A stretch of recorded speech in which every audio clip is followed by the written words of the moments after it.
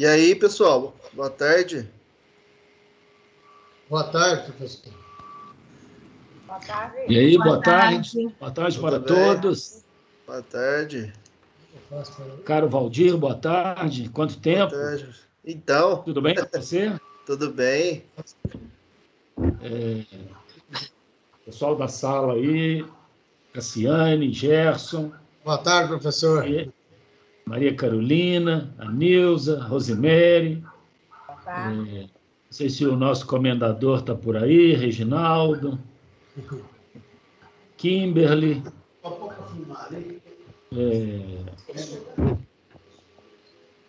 Boa tarde para todos. Então, estamos aqui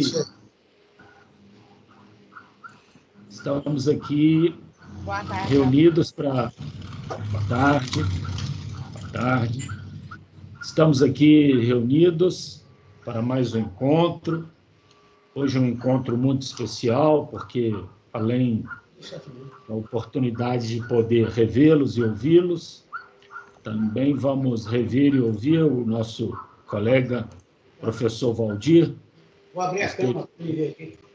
que esteve conosco no Pitágoras, e ainda que num curto espaço de tempo, deixou grande saudade, e a saída também causou, assim, a existência de um espaço que vai demorar a ser preenchido.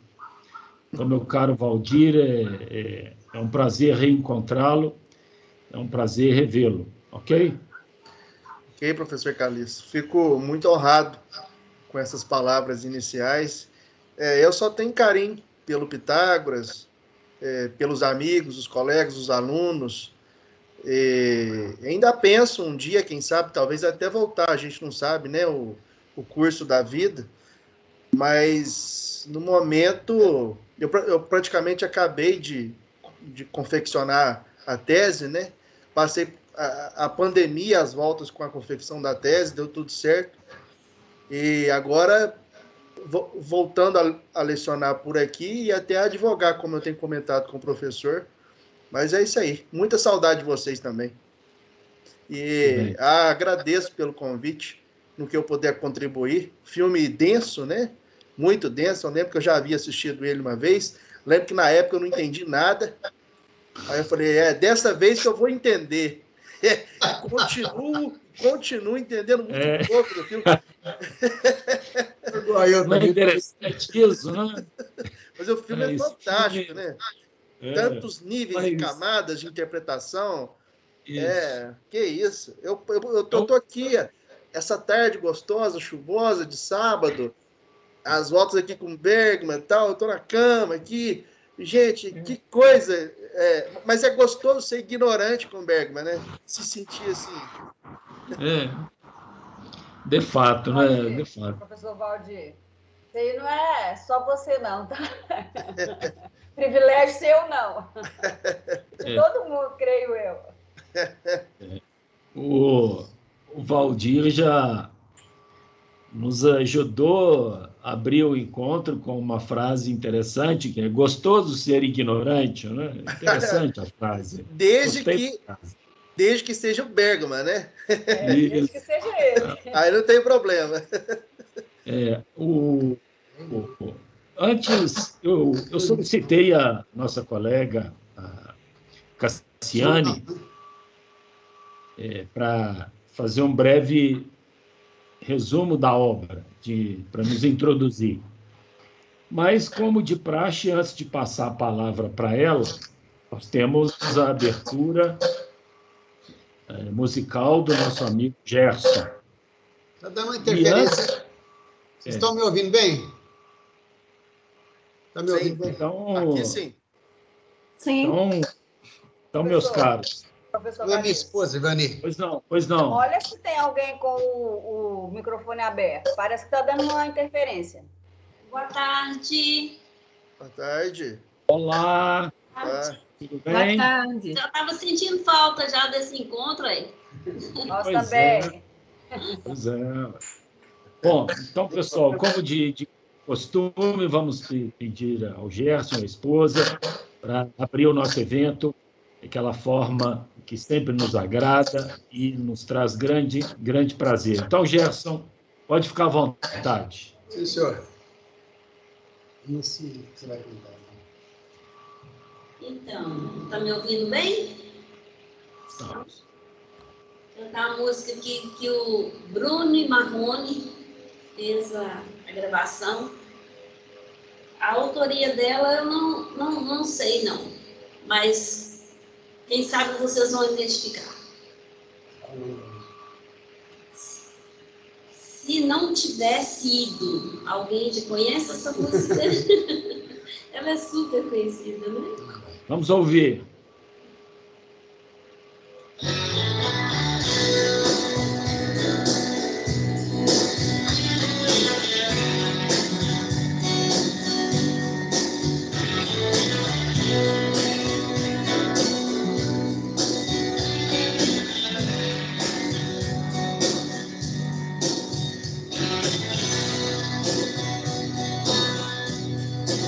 Eu pensei que nunca ia te ver,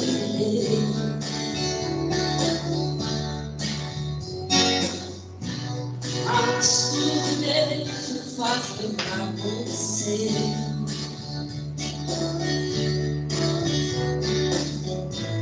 Espero um dia te ver aqui, de um jeito tão carente, transparente, se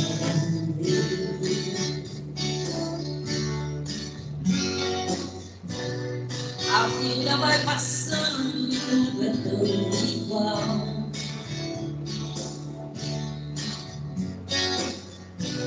O branco no meu rosto é feito de temporal.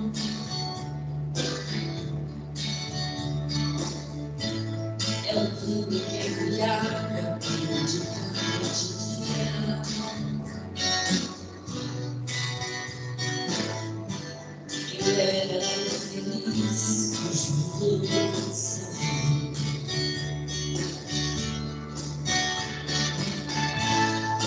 Olha, é mais difícil que me presente.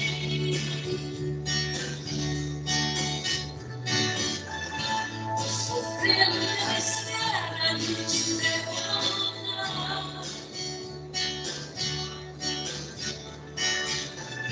O frio do meu corpo pergunta por ti e não sei onde está. Se não tivesse sido, eu não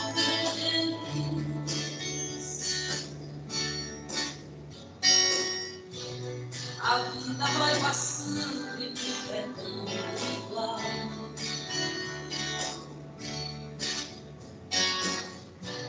O branco do meu rosto é feito de coral.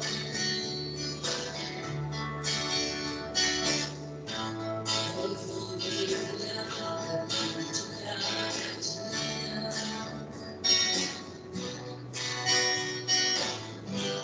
E leva felizes juntos.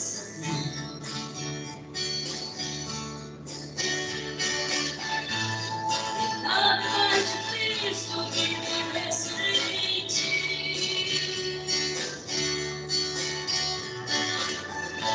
Sofrer na espera de te ver voltar.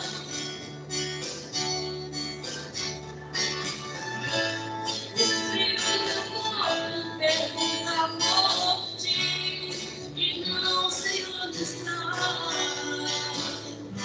Se não tivesse ficado feliz.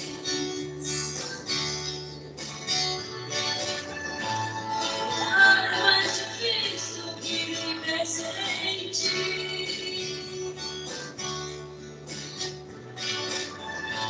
Sofrendo pela espera de te ver voltar.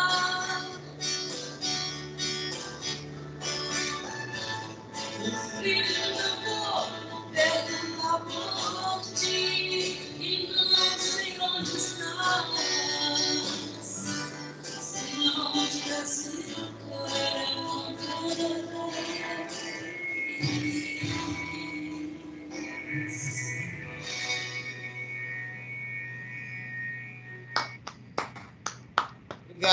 Obrigado. Mas essa dupla está cada vez melhor, viu? Obrigado.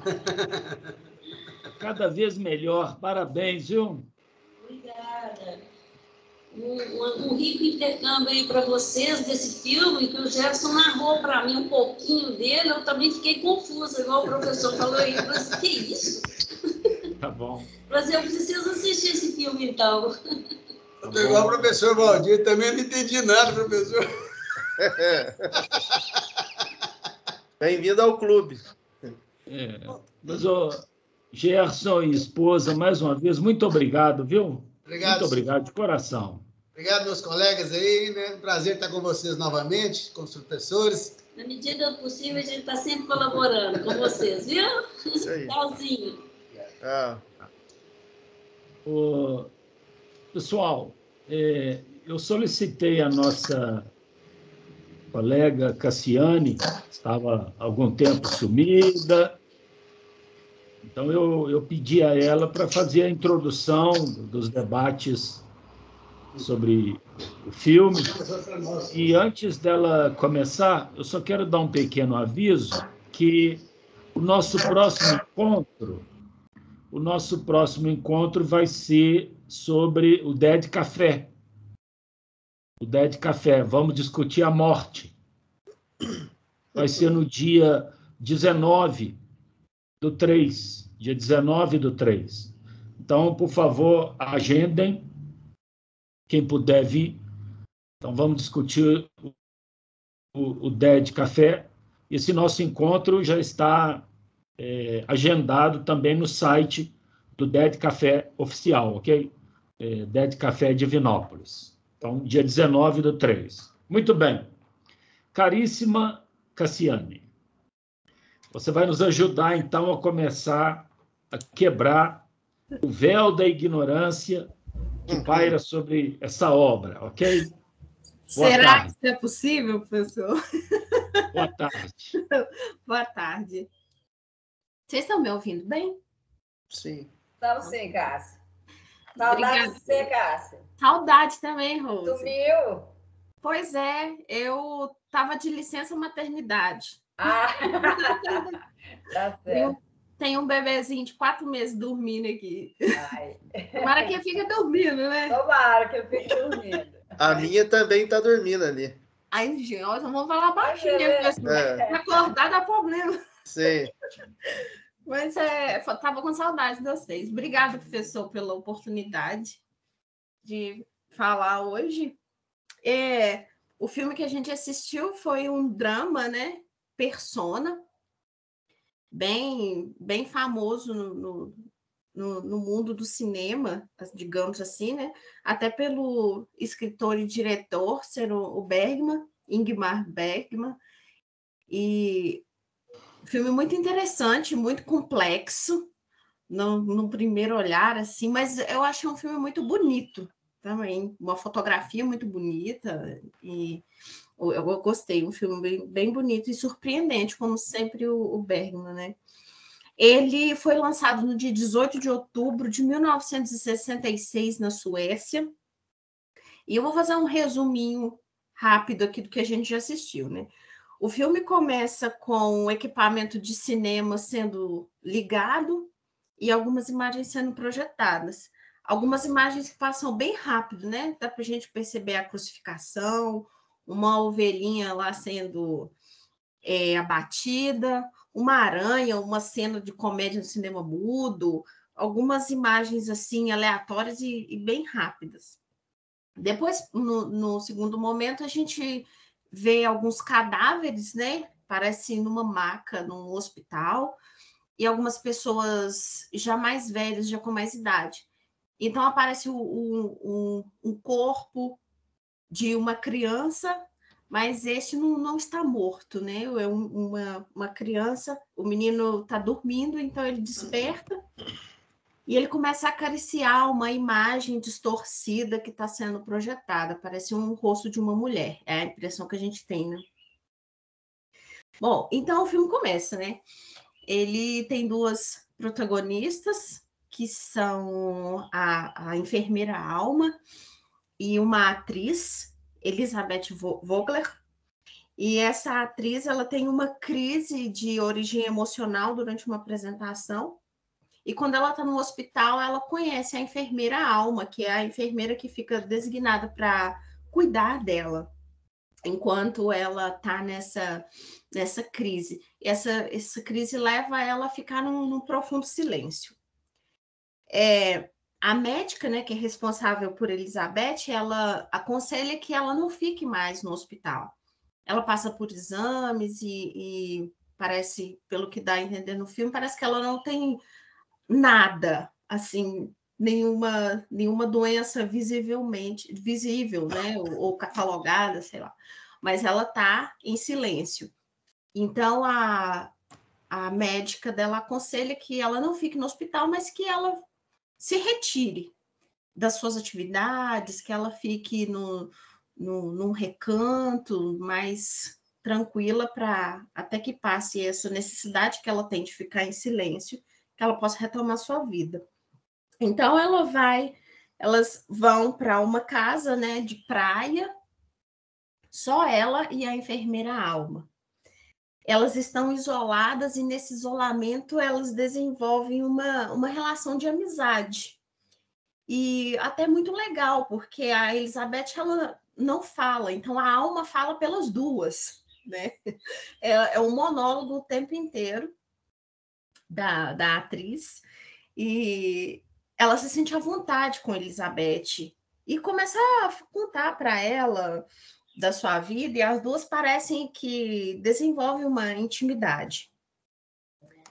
A Alma, ela parece confiar em Elizabeth, então ela conta algumas coisas que aconteceram na vida dela, alguns segredos, né? Algo que ela mantinha em segredo. Uma traição, uma orgia que aconteceu numa praia com adolescentes, e um aborto que ela chegou a fazer, a enfermeira. Só que a gente vê essa relação entrar em conflito quando a enfermeira Alma pega algumas correspondências para levar para a cidade. Entre essas correspondências está uma carta direcionada à doutora, a médica responsável por Elizabeth, que a própria Elizabeth escreveu, e nessa carta ela conta para a médica os segredos da Alma, os segredos que a Alma dividiu com ela. E isso deixa ela muito decepcionada, muito triste, ela se sente traída, também pelo fato da Elizabeth considerar que a Alma é um objeto de análise, né? Ela diz que está sendo interessante analisá-la. Então ela fica muito chateada com essa situação. E aí a relação delas sofre esse abalo. A Elizabeth, a Alma, ela fica tão ofendida que ela chega a agredir a sua paciente, né? Tanto física quanto verbalmente. E ameaça ela com uma panela de água fervente. É uma das cenas bem tensas do filme e uma das poucas que Elizabeth fala, né? Quando ela está sendo ameaçada, ela fala, ela grita, ela solta um grito. E rompe aquele silêncio ali. E a Alma continua provocando. O filme desenrola com a Alma continuando provocando a senhora Vogler. De todas as formas, ela quer que ela fala. Ela quer que ela saia daquele silêncio. E aí as duas, né, as personagens começam a se misturar. E aquele conflito ali das duas se desenvolvendo no filme. E tem uma cena que elas estão sentadas, né, uma de frente para a outra, e a Alma começa a relatar como que foi a maternidade da Elizabeth. E aí sim a gente vê como se fosse um reflexo, as duas como se fosse um reflexo da outra, porque a Alma sabe coisas em detalhes sobre a Elizabeth. E esse texto, ele é falado, depois ele é repetido, a primeira vez com a câmera focada em Elizabeth, mostrando as reações dela, a segunda vez a câmera foca em Alma, e variando, né, o foco, mas o mesmo texto. Isso foi muito interessante. E deixou bem bem visível o quanto elas tinham uma ligação profunda. No final, né, desse confronto, desses confrontos, que parece que não ia acabar nunca, eu fiquei com medo da Alma acabar matando a Elizabeth, porque ela faz até quebra um copo e deixa propositalmente um caco de vidro para a personagem se machucar, mas tudo isso esperando uma reação dela frente ao silêncio. Depois desse confronto, que é o mais intenso, né, que Elizabeth tenta negar de todas as formas, tudo que ela sentiu na experiência que ela teve como mãe, a gente percebe que ela se julga muito ali como ela não queria ser mãe, como ela se arrependeu da gravidez, tentou um aborto, e ela não consegue, é como se ela não conseguisse se olhar no espelho. E aí, depois desse confronto, que é o mais profundo, né, ela decide voltar à vida dela e acaba que ambas retomam seus papéis, né? Elizabeth volta para a sua vida, para o teatro, para a atuação, e a Alma ela volta para o seu trabalho também, retoma ali, veste de novo a sua roupinha de enfermeira, vai cuidar dos afazeres, da bagunça que deixaram na casa, e nós vemos as personagens se separando e cada uma retomando o seu trabalho. E aí, no final do filme, surge de novo a figura do menino, que a gente viu logo nas primeiras cenas, contemplando aquele rosto e tentando tocar o rosto desfocado. E para quem assistiu, né, eu acho que todo mundo ligou logo que aquele menino era o filho da Elizabeth, que estava tentando tocar a mãe. Eu tive essa impressão, né? Eu não sei se todo mundo teve, mas eu imagino que sim. E aí nós fazemos essa associação com o filho de Elizabeth, e o filme termina com o aparelho cinematográfico sendo desligado. Essa foi um pequeno resumo, né, que eu fiz para a gente lembrar um pouquinho, quem já assistiu há mais tempo, e quem não assistiu não ficar tão boiando do que a gente está falando, né? É um filme muito, muito intenso, e se o professor me permitir, eu vou fazer algumas considerações iniciais com relação ao título, né? Que o título original é Persona, e aqui no Brasil ele chegou como Quando Duas Mulheres Pecam. Inclusive, eu vi um comentário de um estudante de cinema que ele fica indignado com esse título que chegou aqui no Brasil, porque não tem nada a ver com a obra. Então, foi assim, equívoco. Mas é sintomático da época, né? 66, não é? Sim, 66. Então, assim, não entenderam nada, né? E foram lá e deram esse título horrível, ele pede para desconsiderar e tal. Mas, enfim, foi o que chegou aqui, né? E o interessante que eu achei foi que em Portugal o título é A Máscara. Eles foram bem literais, né? Ao transcrever o título, e ficou A Máscara. Isso porque persona significa literalmente máscara. E no teatro grego, né, aquelas máscaras que os atores usavam eram chamadas de persona.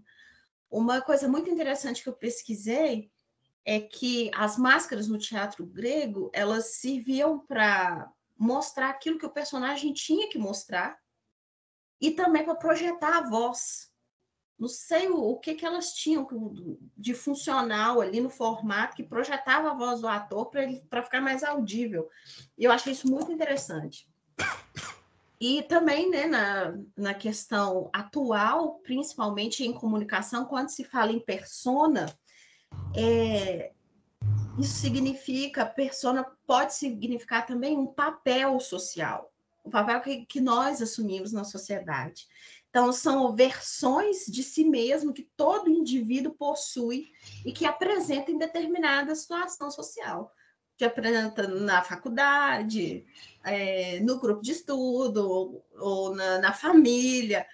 O mais interessante é que de todas essas versões individuais, quando o indivíduo está sozinho, ele não está, é como se ele não estivesse usando essas versões. Sozinho, ele é totalmente diferente do que em qualquer situação social. Seja com uma pessoa só, seja com a mãe dele, com o filho, enfim, qualquer situação, a gente assume, tem essa questão também que eu achei muito interessante e que a gente consegue ver no filme, porque o motivo, né, desse título, Persona, algo que eu achei interessantíssimo também que ao misturar das personagens, nós não conseguimos mais identificar, chega um momento do filme que a gente não consegue identificar onde é que está a persona, onde é que está o indivíduo. Se o indivíduo é Elizabeth, se a persona é a alma, de tanto que elas se fundem. E outra característica muito interessante que é do Bergman, né, que ele sempre traz nos filmes dele, é a questão da mulher. Ele estava sempre trazendo mulheres nos filmes. Esse filme, para mim, foi o ápice, porque é só mulher. Só mulher. Tem o filho, tem o marido que aparece em determinada cena, mas assim, o foco é nas mulheres e não só no individual, nas questões femininas individuais, mas também nas questões femininas coletivas. Ele pega as questões femininas do individual e joga ali para o coletivo, e como o professor Valdir mesmo falou, né, à época isso foi revelado a partir do momento que o filme chega no Brasil e jogam esse nome, quando duas mulheres ficaram assim, né, sem saber o que fazer com a obra, e jogaram esse título. Mas é isso. É isso que depois do que a gente for desenvolvendo mais, eu queria trazer mais debates. Cassiano, muito obrigado, viu? Foi uma abertura importantíssima, já deu um embalo bem considerável para a nossa prosa. Eu vou passar a palavra para o Valdir. Valdir, fica à vontade, faz aí algumas reflexões que você achar interessante, e depois do Valdir a palavra segue aberta aí, ok? Ok. Primeiramente, reforçar o elogio do professor Calixto, Cassiano. Foi uma exposição precisa, difícil até porque o enredo não deixa de ser complexo, ele é complexo, né? Vocês estão me ouvindo, né? Tudo certo? E assim, bacana, quem não assistiu, com o que você apresentou, dá para pegar as linhas mestras ali do enredo, e quem já assistiu, dá para relembrar, dá para refrescar a memória. Eu queria começar ressaltando o momento em que a Elizabeth, né, tem a epifania, né, que ela é uma atriz e ela está lá a representar a Electra, né? A gente sabe que remonta a Sófocles, né? E a Electra, ela é o quê? Ela é a impulsividade, ela é o irracional, né? A irreflexão, né? E a gente nota ao longo do enredo o embate entre o irracional, o impulsivo, e o racional, o mais reflexivo, o prático e o contemplativo. Tem uma cena em que elas estão na praia e que elas pegam uma espécie de cogumelo, não sei se vocês se recordam. Então, a alma, ela está... não sei se ela está comendo o cogumelo, é isso mesmo? Ou ela está descascando? É algo assim, ela está fazendo algo prático. E a outra está contemplando o cogumelo. Então, parece que há sempre esse embate entre uma postura mais contemplativa e uma postura mais prática, uma postura mais irracional e uma postura mais reflexiva, né? Alguém que afirma a vida e alguém que, não digo nega a vida, mas se distancia para contemplar, E parece que a grande epifania dela é essa. Ela não quer mais atuar, ela meio que renuncia, né? Isso é interessante. Mas também não deixa de ser um papel. Parece que não há como a gente prescindir dos papéis. Sempre há o papel do contemplativo, o papel de quem renuncia, né? A estética, você comentou logo no início, é fantástica, né? Minimalista, até um tanto quanto asséptica, né? Uma estética esterilizada, né? Menos é mais. Né? Mas assim, professor Calixto, o ponto que mais me chama a atenção é discutir a própria ideia de persona, a ideia de personagem. Porque nós somos personagens. Nós atuamos, nós representamos. A vida é uma performance. E a questão é, será que há como sair dessa performance? Ou será que tudo que nos restaria é tentar achar uma performance o menos possível inautêntica? Ou o mais possível autêntica? Uma vez que não é possível prescindir das personagens, das atuações, dos papéis, será que a gente não deveria se empenhar por desempenhar aquilo que de fato mais condiz com a nossa essência, com aquilo que realmente somos? Não parece que... e aqui vai uma pergunta. Não parece que a personagem ali, a princípio principal, que é a personagem da Liv Ullmann, né, a Elizabeth, não parece que ela está nesse impasse, que ela está nesse momento de reflexão existencial, de tentar saber assim, que papel, afinal de contas, ela vai desempenhar na vida? Uma tem um papel mais prático, de mãe, de trabalhadora, de alguém até que, num certo momento, parece aceitar esse destino. E a outra, um papel mais assim, de renúncia, de questionamento, de reflexão, de dúvida. Né? E interessante porque, de certa forma, nós somos tudo isso. Né? Então, será que existe um papel? Será que não somos um mosaico de papéis, uma contradição? Montaigne já dizia, né, que há mais distância entre eu e eu mesmo do que entre eu e o outro. Né? Inclusive, eu cito isso num certo momento da tese, a propósito de um outro contexto. Mas é verdade, nós somos vários, somos um processo. Né? Então, eu também, assim, eu quero, né, nesse primeiro momento, mais suscitar uma reflexão do que propriamente colocar um posicionamento. Muito bom. Apenas acompanhando o raciocínio do professor Valdir, da Cassiane. Cassiane mencionou a questão da máscara entre os gregos, de tal sorte que,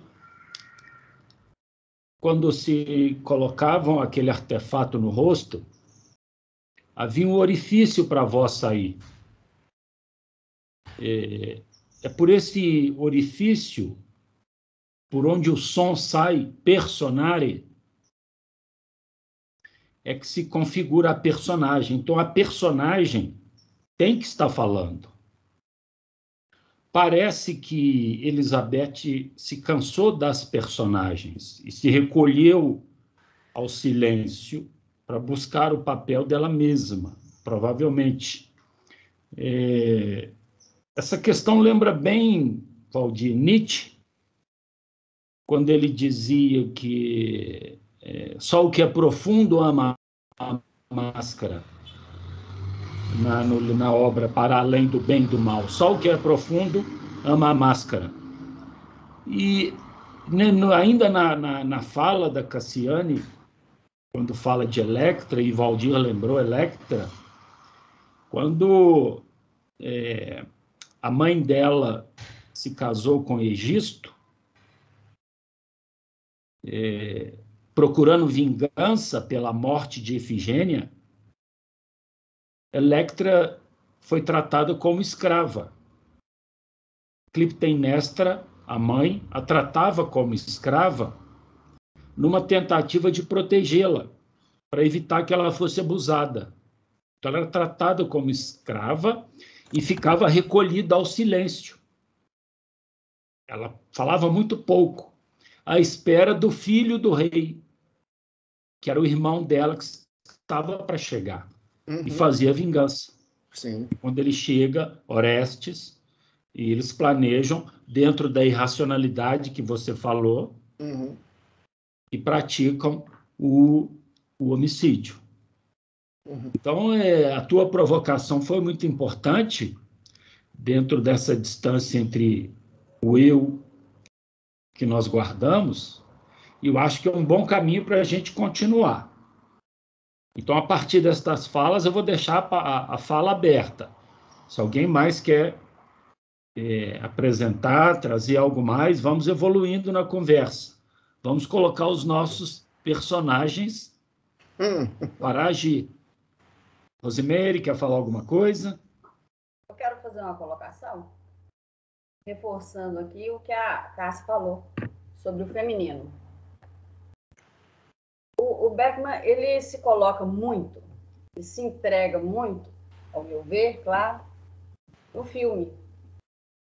Porque ele, pelo que eu li, há muito tempo eu já leio Bergman, ele teve alguns conflitos com a mãe, certo?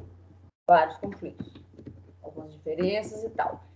E nada mais que 5 mulheres, 5 casamentos e tantos outros casos extraconjugais. É assim, para não entender a alma feminina ou querer entender demais, né? Algo desse tipo. Freud explica. Rosimeire, Oi. e só fazendo um adendo, na psicanálise, né, o complexo de Electra é a contraparte do complexo de Édipo, né? Contraponto, isso mesmo. Isso, exatamente. Isso, exatamente. Então tem esse nível de leitura também. Tem mesmo. O complexo dialético, até na psicanálise, quando a menina, né? Isso. Se apaixona, é a fase que a menina se apaixona pelo pai, né? Isso. E briga com a mãe e tal, vislumbrando a figura masculina do pai. Sim. Né? Aí ele coloca, bem posto pela Cássia, só com as mulheres como protagonistas, né? A Alma e a Elizabeth. Por quê? Eu não sei o que ele quis fazer, porque máscara, persona, né? Imputar o quê ao feminino, tanto que ele faz a gente perceber a negação da maternidade. Não sei se vocês perceberam isso, né? A Elizabeth, ela renega o filho, e a outra, a Alma, ela faz um aborto, porque não estava na hora de ter filhos. Né? Essa negação da maternidade, ele usa o feminino ele imputa ao feminino crises existencialistas, ao meu ver, assim. Foi só uma colocação e um reforço para o que a Cássia falou. Vamos abrir os diálogos, as reflexões.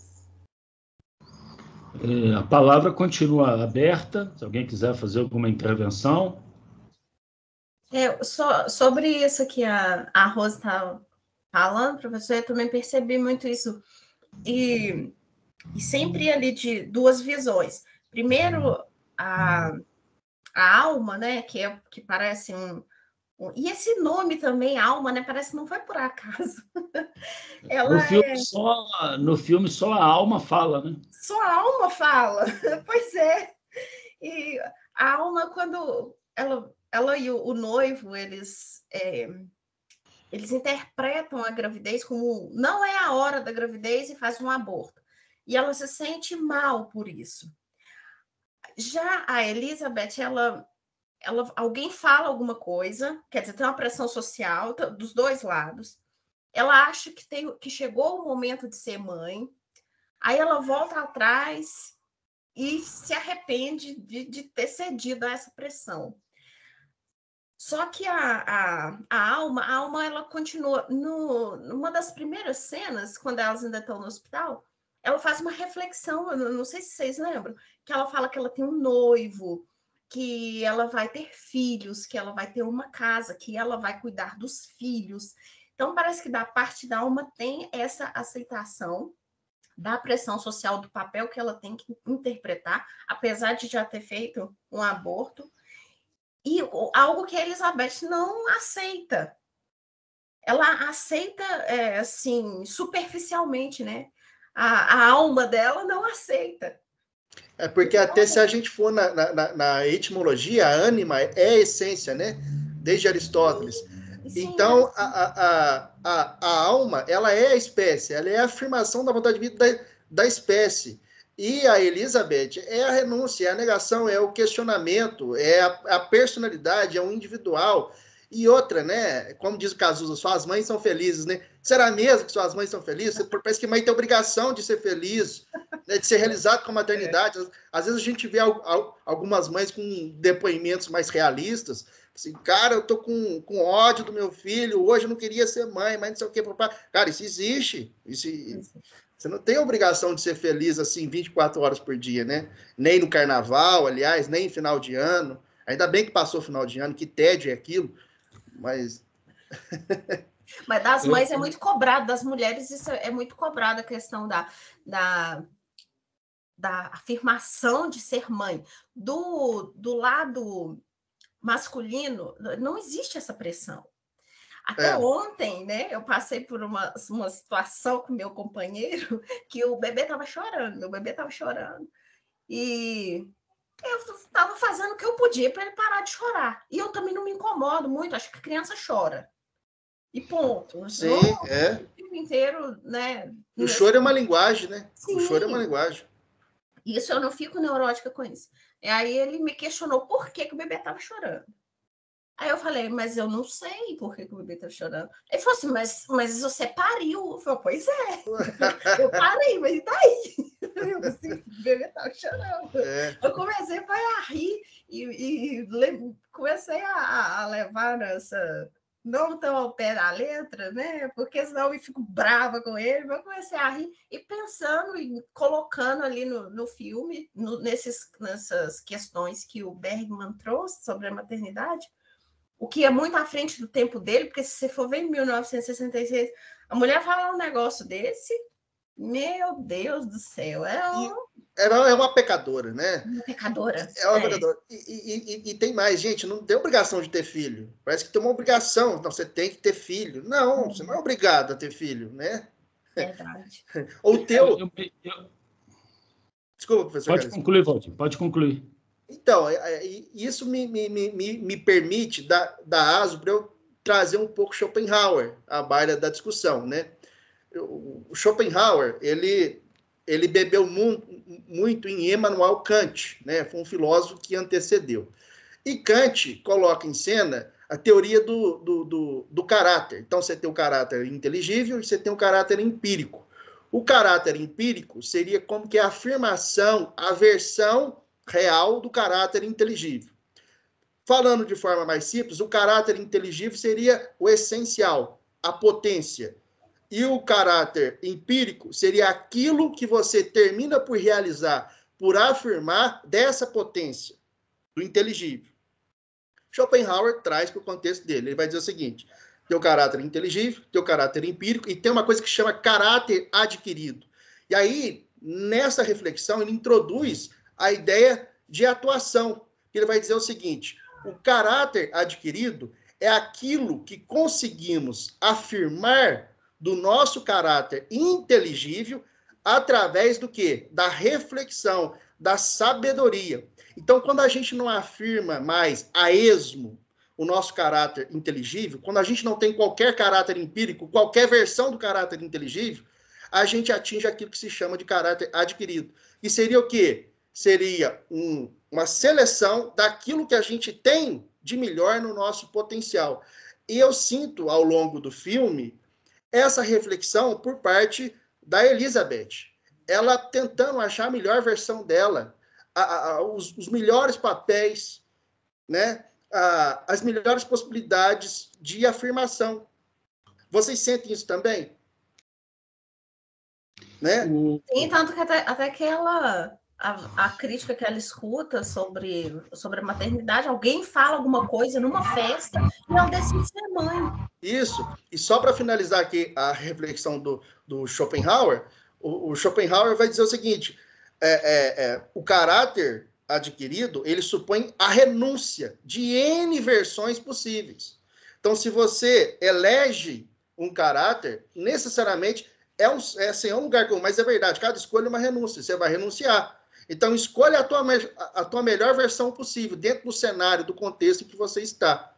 Né? Então, não há como prescindir da atuação, da representação. O que dá para fazer é com que a sua representação, a tua personagem, seja o mais possível autêntica, essencial, true, né? Na questão que envolve a essência, a alma, ao se ver revelada, sofre uma ferida narcísica. E isso fica demonstrado quando ela começa a refletir na beira do lago. A imagem dela refletida ali. A partir daquele momento, com essa ferida, o sentimento que ela tem em relação a Elizabeth sofre uma mudança drástica, porque ela foi revelada. Né? Uhum. E outra questão importante, parece que Bergman, ao citar Electra, e dentro da composição do teatro grego, que tem o coro Corifeu, que é o chefe do coro, aquele prólogo com aquelas imagens, uma série de imagens, pessoas correndo, mão sendo pregada, uma aranha, um falo, parece um falo. Quase que subliminar, né? Isso. Então, aquilo tudo parece que é o coro fazendo a introdução do teatro que vai se seguir, não é? Parece. E a própria questão daquele menino, não se sabe ao certo quem ele é, não é? O filme não fala necessariamente quem ele é. Pode ser que seja o filho de Elizabeth, talvez seja. Mas a ideia, se ele está lá no prólogo, a ideia, e aí eu quero ver com vocês, é se aquilo é uma máscara. Se a ideia de uma máscara que está na essência, e, portanto, pequena e frágil, recolhida, se é uma máscara à procura do rosto, tateando, buscando um rosto embaçado, que não aparece, e que pode ser tanto uma que negou, que ambas negaram a sua maneira. E, novamente, então, a escolha e a renúncia, né? Porque você cobre a cabeça, descobre os pés. Cobre os pés, descobre a cabeça. Exatamente. Mas, já que o Valdir mencionou Kant, mencionou o ídolo dele, Schopenhauer, eu vou mencionar o antagônico, né? A outra personagem de Schopenhauer, que foi Hegel. E aí, Valdir, eu queria que você me ajudasse nessa reflexão, naquilo que vale pela fenomenologia do espírito. Então, nós temos uma consciência que ainda não é espírito, porque ela está encolhida, guardada, e ela se transforma em espírito quando se relaciona. Então, vai ser... Então, o espírito é a consciência que se relaciona, ela forma uma subjetividade. Sim. É o chamado espírito subjetivo. Não é? E depois, em se relacionando externamente, através do direito, que ela encontra lá fora o direito, a moral, os costumes, teríamos aí uma passagem para o espírito objetivo. Ao se fazer essa passagem, quando se chega a esse espírito, ele acaba se transformando, resumidamente, num outro sujeito. Esse outro grande sujeito que se forma, da passagem da consciência para o externo e ela se incorporando, vem o espírito absoluto. Aí qual a relação, que leitura, que reflexão que você faz nessa questão do espírito com esse recolhimento da Elizabeth? Será que ela está fugindo do espírito e voltando à sua consciência? Ela está voltando ao seu estado de natureza? Que análise, o que você acha? O que você pode falar sobre isso? Assim, eu não sou um dos maiores entendedores de Hegel. Eu sou um curioso e acho fantástico até a obra hegeliana. O que ele conseguiu fazer com essa trindade, tese, antítese e síntese. E aí eu pensaria por aí, eu acho que ela está, de um ponto de vista hegeliano, no momento de síntese, de superação, de superar a negação, de chegar num terceiro estágio, que seria a síntese, né, superior. Né? Mas tem que passar por aí. Tem que afirmar, tem que negar, e depois aquela afirmação que sintetiza, né? E que talvez não tenha fim, né? Talvez não tenha fim. Né? Não sei se esse espírito absoluto seria um ponto final. Na realidade,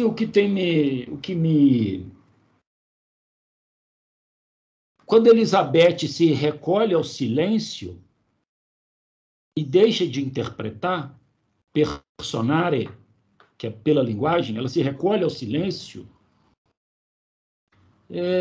ela coloca a alma, que antes era uma figura segura de si, tranquila, cheia de planos, ela com o silêncio destrói a alma, sem falar nada. Aliás, quando a Cassiane fala, não se vê a alma Elizabeth abrir a boca. Na hora que ela fala que a alma estava dormindo na mesa, vem uma voz que aparece para ela se levantar, não aparece a boca de Elizabeth. Eu não sei se vocês perceberam, quando a alma vai jogar água quente e a voz vem, não faça isso, não se vê a boca de Elizabeth falar. Ou seja, aquele silêncio, parece que o silêncio tem uma tendência a destruir o personagem. Ou seja, o personagem se revela na fala. Significa, então, que quando abrimos a boca, somos um personagem. E é em razão desse silêncio de Elizabeth, que praticamente destruiu a alma, que eu queria ouvi-los. O que acham dessa capacidade destrutiva do silêncio? O interlocutor que não troca linguagem com você, se recolhe ao silêncio. A metáfora do palco, do teatro, ela é recorrente em Schopenhauer. E, para ele, a atuação, o momento da atuação não condiz com o da contemplação, do espectador.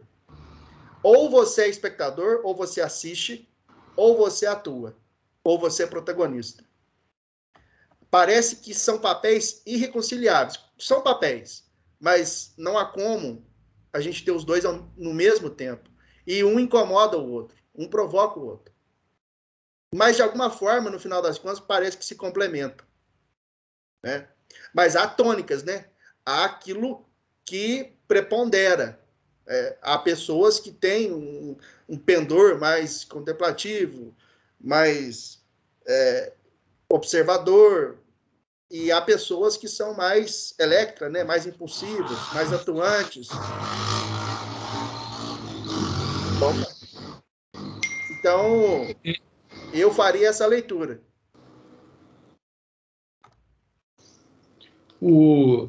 Alguém quer falar? Tem alguém? Ou podemos prosseguir aqui? Professor, sobre o silêncio da Elizabeth, parece que vem de muito sofrimento, parece que ela quer abstenção de tudo. Tanto que tem uma cena no hospital que ela está assistindo a TV e aí mostra uma cena violenta, um homem em chamas, e ela fica horrorizada, e parece que aquilo tudo, parece que o mundo faz isso com ela. Parece que a fuga dela, a tentativa dela de se reconciliar é pelo silêncio. Ela usa o silêncio como a defesa dela, para não assumir nenhum papel, para não interpretar nenhum personagem, para simplesmente se recolher e se abster. Só que ela percebe que isso é impossível. Não tem como, quando você não pode se calar e simplesmente achar que você não vai assumir uma posição. O silêncio já é uma posição assumida, já é assumir, e ela percebe isso no confronto com a alma. Eu percebi o silêncio dela assim, mais como uma defesa. Eu não quero mais fazer parte disso, não quero mais estar aqui, não quero mais opinar. Mas, de qualquer forma, o silêncio tem, mesmo que você não tenha um posicionamento, já é um posicionamento. E ele não é gratuito, né? Ele não é gratuito. Você começou dizendo, na tua síntese, lá atrás, que se tratava de um drama. Mas talvez, pela referência à Electra, tem um quê de tragédia também.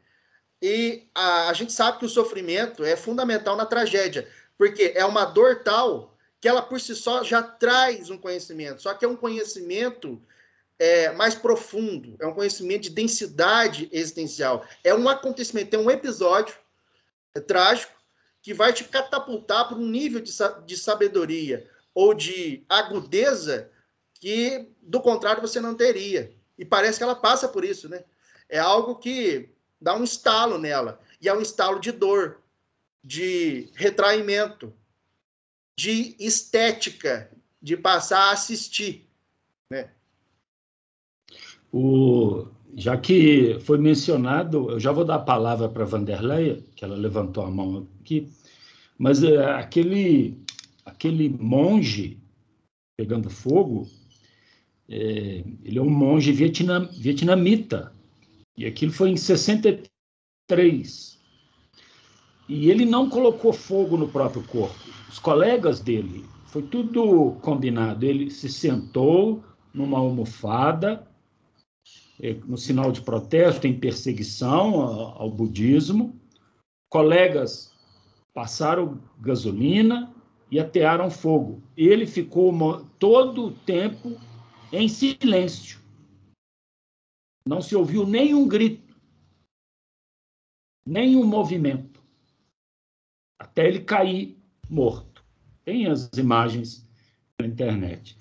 Então, essa questão do silêncio, talvez seja por isso que o silêncio não pode ser usado contra ninguém, porque é a pessoa que não está exercendo nenhum personagem, né? Vanderleia, pode falar, fica à vontade. Boa tarde, professor Calixto. Boa tarde a todo mundo, gente. Todo mundo ouvindo? Peço desculpa por estar um pouquinho atrasada, né? 10 minutos atrasada. Mas, assim, ao meu ver, pelo meu entendimento que eu vi no filme, talvez esse silêncio da Elizabeth seja uma forma egoísta dela, que ela encontrou de se retrair, de esconder os seus próprios sofrimentos, a sua própria dor. Talvez ela tinha medo de expressar a sua dor, o seu sofrimento, porque ela sofria de uma rejeição de gravidez, né? Ela ficou grávida, mas ela não queria estar grávida, ela não queria ser mãe, ela não queria ter esse sentimento. Então, talvez o silêncio dela foi a forma que ela se encontrou de resguardar essa dor, de expressar essa dor, talvez de uma forma egoísta, um tanto, eu diria, porque ela preferiu não manifestar nenhuma personagem, né? Mas, assim, como poderia falar, a realidade é que a enfermeira ela era muito mais problemática do que a própria Elizabeth. Porque quando elas estão lá na praia, tem aquela cena quando elas começam a conversar umas com as outras, aí elas pegam a mão uma da outra e faz aquela comparação com a mão. Também tem aquele momento que a enfermeira ela se abre com a Elizabeth e conta para ela uma dor, um trauma que ela tinha, que ela vivenciou no passado, né? Quando ela participou de uma orgia com a amiga Catarina, com os adolescentes. Então, assim, quando ela pôs aquela dor dela para fora, que naquela época ela engravidou e ela não queria estar grávida, a enfermeira foi lá e cometeu o aborto. E a Elizabeth era totalmente ao contrário, né? Ela teve o filho, ela queria que o filho tivesse nascido morto, mas ele não nasceu, e ela retraiu essa dor para ela e silenciou. Não sei, talvez eu possa estar assim, um pouco equivocada, mas eu acho que está um pouco dentro do contexto, né? Não sei, diria.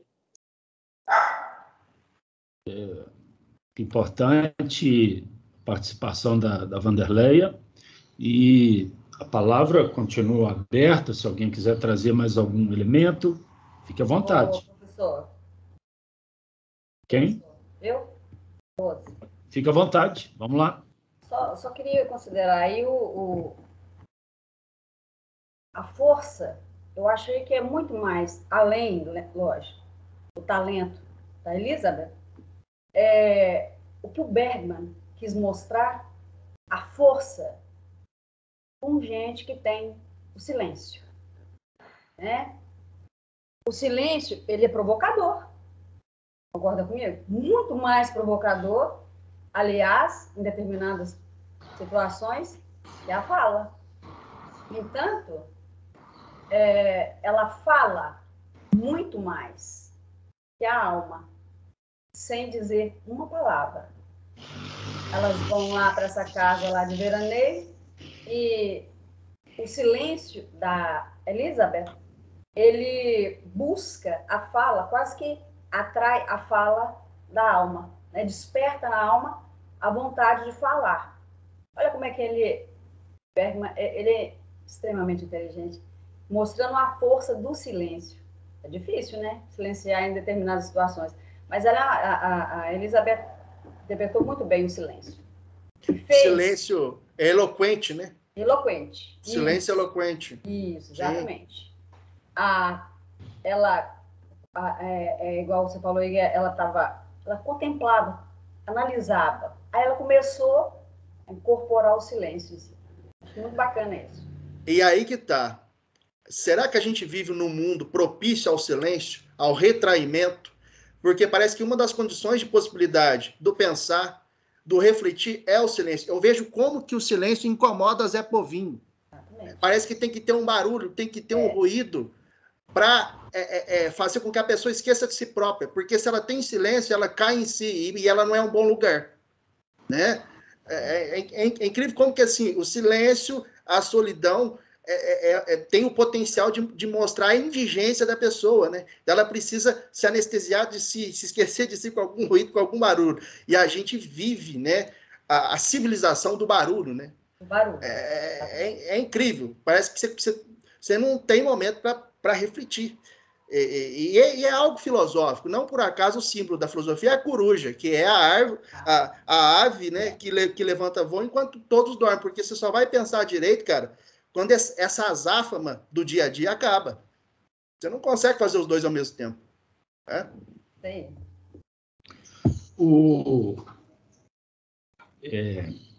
A gente, quando está alinhado ao tempo, a gente ouve sempre aquela palavra Zeitgeist, o espírito do tempo.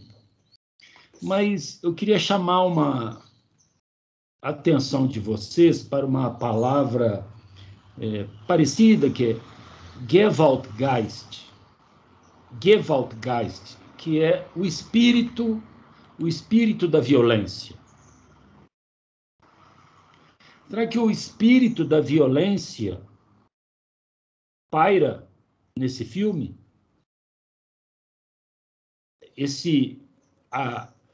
Dentre as diversas facetas do filme, ele é também uma interpretação da violência. O que vocês acham? O que me dizem?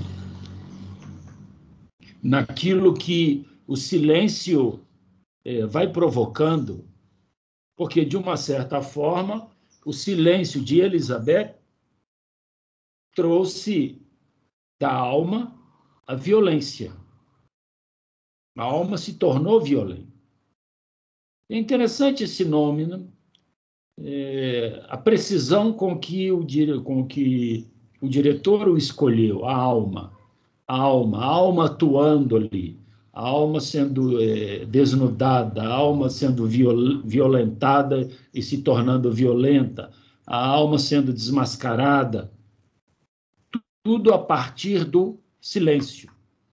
O que me dizem dessa violência? Porque lá no prólogo, que é o coro, ele já fez o prenúncio da violência. Tem aranha, né? Tem mãos sendo flageladas, pregadas, tem vampiro, tem o incêndio lá no monge. Então, já adiantou que há uma violência ali. O que me dizem dessa Gewaltgeist, o espírito da violência dentro do filme ali? De onde a tragédia, né? O filme tem um quê trágico. Talvez seja por isso que a autoanálise seja limitada. A gente precisa do outro para levar efeito à análise, porque é dilacerante. Né? A tendência da pessoa por si só é racionalizar, é se autoiludir. E só até certo ponto do desvelamento, porque dói e nem sempre você quer ver o que precisa ser visto, né? Dói a importância do outro. Mas aí, Valdir, dentro daquele teu raciocínio, será que o uso das personalidades hoje é um facilitador da violência? Porque você mencionou que é difícil para uma pessoa se recolher ao silêncio. Sim. Né? Ela está sempre sendo colocada dentro de um mundo de linguagem. E de produtividade, né? Que é um mundo capitalista. Esse mundo é mais propício. Ai, gracinha. Esse mundo é mais propício para a violência? Eu creio que sim. Eu creio que sim. Não necessariamente a violência literal, né? Mas uma Porque é muito fácil deflagrar, né, a violência hoje, né? Sim. É muito fácil deflagrar uma violência hoje. Sim. Né? E não necessariamente a violência física, né? Sim. Tem toda uma violência psicológica, verbal, simbólica, e que, de uma forma ou de outra, num dado momento, vai ensejar a violência física, né? É aí que tá. Ao ponto de nós aqui no Brasil, quem diria, estarmos inseridos dentro da banalização do nazismo. Sim. Que já está no poder. Sim. Ele só não se manifestou pela linguagem, mas nos seus gestos, atitudes, né, providências. O nazismo está no poder. Sim. Então, talvez o fascismo, né?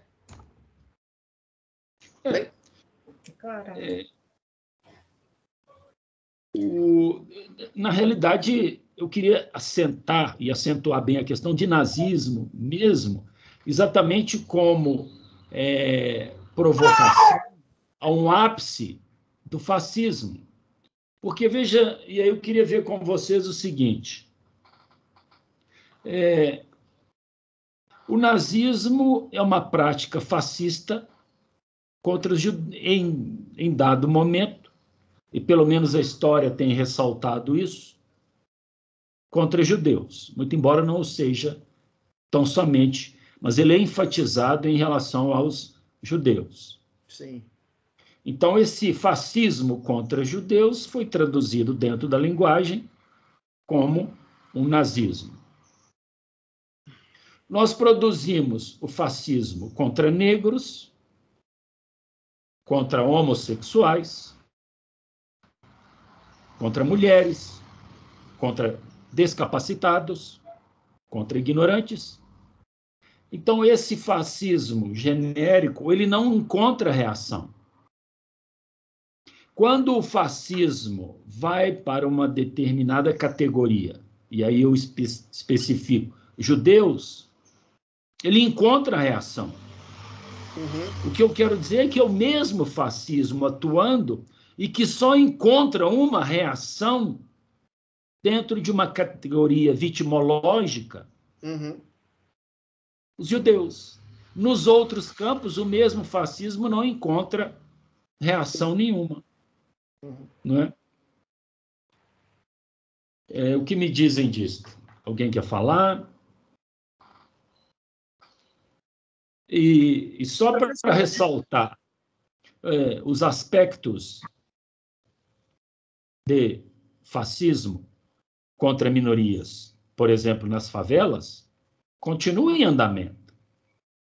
A polícia do Rio de Janeiro dá constantes recados ao STF.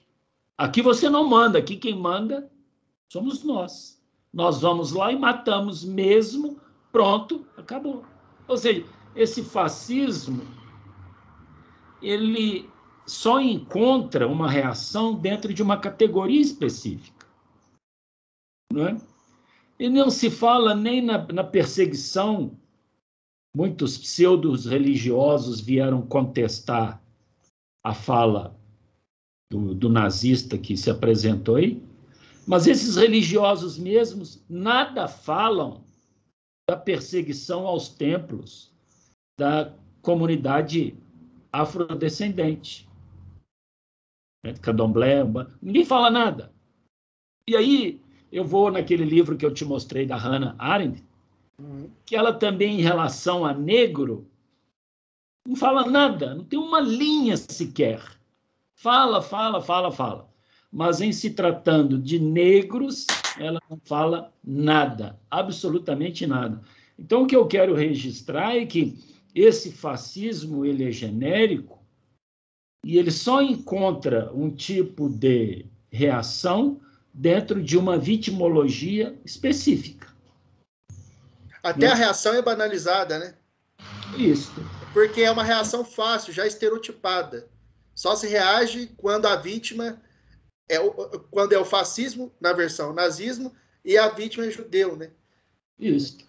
E dentro do próprio filme, há um momento em que Elizabeth olha uma fotografia de um menino judeu. Ela fica olhando ali entristecida. Parece que o menino está ali dominado por nazista. Então, ela fica olhando. Então, uma alusão a esse tipo de violência lá. Sim. Ou seja, daí eu retomo a questão da violência. E quero ouvi-los. Se alguém quiser falar alguma coisa, que fique à vontade. Ou então vamos prosseguir.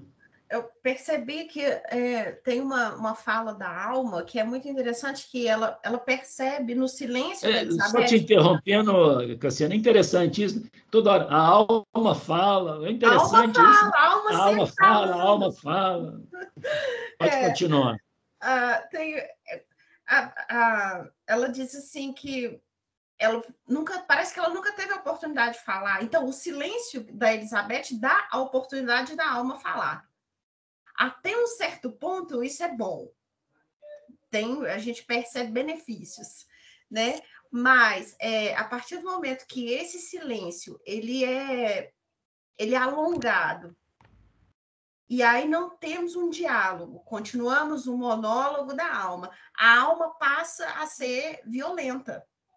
No início, parece que tudo que ela queria, um lugar de fala, um momento, alguém escutando, alguém ouvindo o silêncio de alguém para ela poder falar. Quando ela precisa de um diálogo para equilibrar as coisas e não tem o diálogo, aí surge o momento violento da alma, que é o momento que a alma ela se exaspera, ela fica né, descontrolada, parece que não tem esse equilíbrio. E eu acredito que é isso que acontece. Se você tem uma fala excessiva, a gente tem fala excessiva, a gente tem racismo excessivo, a gente tem machismo excessivo, porque ainda tem silêncio. Ainda tem silêncio, ainda não está sendo construído um diálogo. Mas tem forças ocultas que trabalham para silenciar esse diálogo. Então, enquanto não houver esse diálogo, porque a gente não vai conseguir o equilíbrio. Os judeus, né, depois do genocídio, depois da Segunda Guerra, eles conseguiram esse lugar de fala que é mundial. Então, é um horror. As pessoas ficam horrorizadas e tal. Mas a pessoa não está horrorizada com um jovem de 24 anos que foi assassinado no Jacarezinho. Quer dizer, o jovem negro favelado, ele ainda não consegue falar. Ele ainda não consegue entrar no debate. Infelizmente. É algo que a gente está construindo. Eu acredito nessa construção. Até, assim, acredito muito nesse debate de minorias. Acredito que as minorias estão se manifestando aí, mas o que a gente tem ainda é silêncio. Tem um grupo predominante, e enquanto a gente não tiver esse contraponto falando audível, né, através da máscara da persona, do personagem, tendo uma voz que seja ouvida, a gente não vai ter esse equilíbrio. E vamos continuar tendo esses episódios, né? Até que não foi a primeira vez que aquele sujeito lá fala bobagem, né? Só que dessa vez ele atingiu um público que tem uma voz para responder. E aí é o conjunto da obra, né? Porque o cara só fala abobrinha há um tempo. Foi a gota d'água. Essa foi a gota d'água. É porque ele tem uma resposta. Não é isso que a gente percebeu no filme. Quando a alma pode falar tudo que ela quiser e ela sabe que ela está sendo ouvida, é confortável. E é bom a gente ter quem escuta a nossa opinião, o nosso ponto de vista. É muito bom isso. Só que a gente tem que entender que nós não somos, a gente não vive individualmente. A gente vive coletivamente. É tão importante para mim falar quanto é importante para mim escutar. A partir do momento que a alma começa a falar e o seu oposto, no caso que é a Elizabeth, passa a não responder, aquilo ali vira uma ditadura. Você vai fazer o que eu mando, você tem que falar, você tem que ser, e parte para a violência. Eu interpretei essa questão do silêncio assim. Eu vou dar a palavra para Maria Carolina, só quero fazer um lembrete. Eu passei um filme no café, um filme argentino, O Silêncio dos Teus Olhos, e o autor prende em cárcere privado o homicida da companheira dele e o mantém em cárcere privado o tempo todo em silêncio. E quando ele é descoberto, já muito velho, os dois estão bastante velhos, tanto o enclausurado como o carcereiro já estão velhos. A primeira coisa que o enclausurado fala é o seguinte: ele não conversa comigo. Quer dizer, ele o manteve o tempo todo em silêncio, anos e anos em silêncio. Maria Carolina, boa tarde, fique à vontade. Boa tarde a todos. Eu não assisti o filme, mas pelo resumo da Cassiane, que ficou muito bom, eu entendi. O primeiro ponto que me chamou a atenção sobre o filme foi a questão, até mesmo que o senhor falou do espírito objetivo, que me chamou a atenção para o direito e para a moral, a primeira coisa. Que me chamou por causa da agressividade que vai acontecendo ao longo do filme. E outra coisa também, trazendo para a atualidade, em questão que até mesmo o senhor sempre fala nas nossas aulas, que sempre a microcriminalidade vai sendo perseguida, isso acaba também deixando ela em silêncio, igual acontece aqui.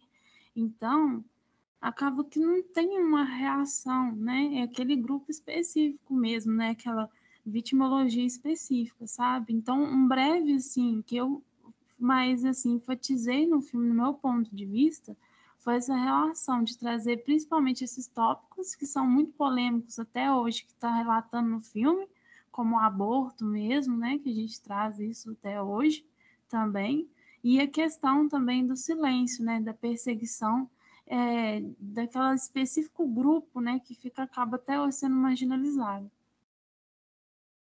Muito boa, como sempre, a fala da Maria Carolina, e eu queria aproveitar a fala dela, então, para questioná-los.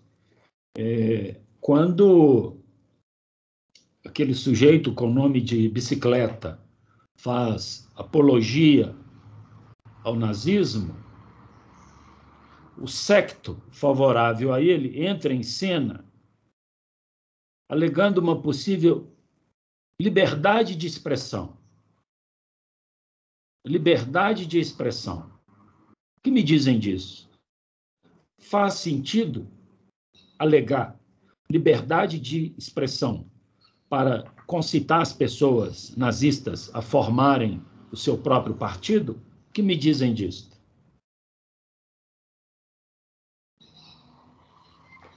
Alguém quer falar?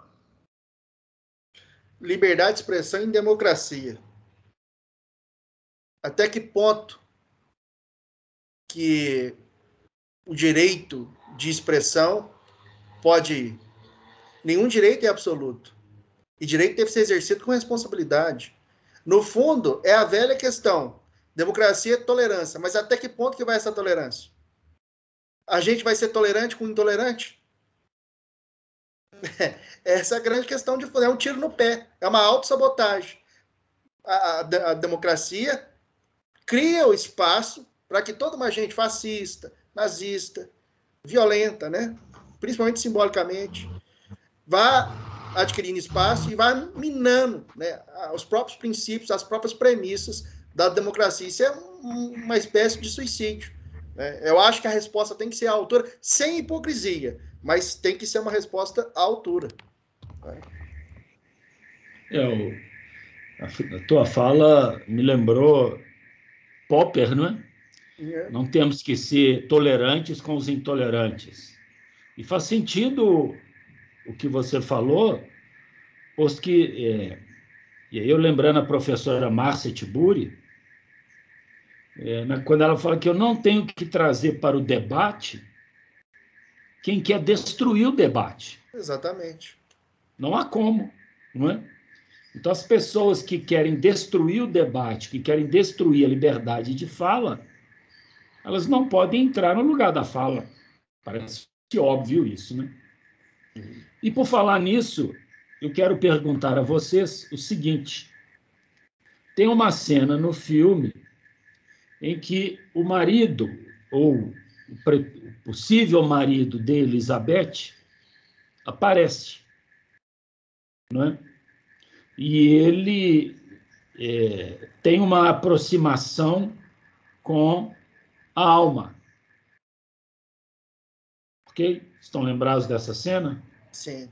Então, eu queria saber, principalmente aí, Rosimeire, na tua opinião, aquela cena, aquele fato realmente aconteceu ou teria sido um delírio da alma? O que você acha? É uma opinião tua. Claro. Creio eu que foi um delírio da alma. Querer se apossar do lugar da Elizabeth, certo? Trazendo lá aquele homem, aproveitando que ele era cego, né? Ela mesmo dizia que era Elizabeth, certo? E sempre Elizabeth atrás, a alma na frente, né? E depois, no calor lá do momento, ela se desespera, não sei porquê. O filme é muito enigmático, mas eu acho ali que era um delírio da alma, certo? Mas será que são duas pessoas? Tomar o lugar da Elizabeth, eu acho. Mas será que são duas pessoas? Ou não são duas facetas de uma mesma pessoa? Sim, mas é a alma, veja bem, é a alma, né? E a Elizabeth, certo? Se Sim. fundindo ali na cabeça da alma, se fundindo numa mesma pessoa. Para se aproveitar da ocasião. Creio eu que sim. Certo? Cassiane, eu vi que você queria falar alguma coisa aí. Fala aí, Cássio.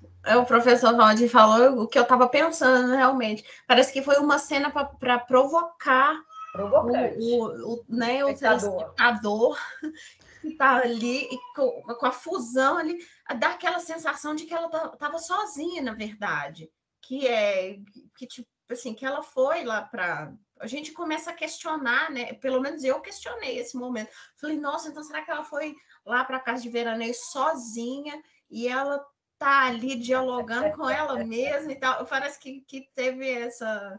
Eu me senti assim questionada nessa questão. Até porque ela fala assim, quando ela tá com o marido dela, a alma, né? Aí ela fala, eu não sou a sua esposa, eu não sou Elizabeth. Ele fala, eu preciso de tratamento, não sei o quê. E parece realmente que ali o Bergman quis que a gente visse a Elizabeth e a alma como faces da mesma moeda. Eu entendi assim. E só assim, você falou de provocação, é importante ressaltar porque o filme é sueco, né? É importante lembrar que a Suécia, nos anos 60, ela gozava de um nível de liberalismo em termos de comportamento, não econômico, que era, assim, novidade para o mundo. Tanto que os filmes suecos, o professor Calixto pode falar até com mais propriedade, eles tinham uma certa fama de ter, assim, um certo colorido erótico. Você vê que ele tem uma certa permissão, uma certa liberalidade que não tem nos outros filmes da época. A vanguarda francesa. Mas não era comum. Até isso já é revolucionário. A liberdade no diálogo para discutir tema como aborto, como sexo, como gozo feminino, né? Que discute com uma naturalidade, assim, como se fosse hoje, né? E a própria o próprio erotismo corporal, né? É um filme que não tem pejos, né? O Bergman só foi o Bergman também porque ele estava lá. Ele poderia ser o Bergman lá. Ele não estava em qualquer lugar, né? Professor Valdir, isso aí que você falou é muito importante. O filme em si, ele é muito erótico. Sim. Muito erótico, sem ter o sexo em si, entendeu? Ele é muito pungente no erotismo. Tanto é que a tradução do filme foi essa aqui no Brasil. Né? Exatamente. E tiveram essa visão do erotismo. Já é uma censura, mas uma censura picante, né? Como queria Nelson Rodrigues.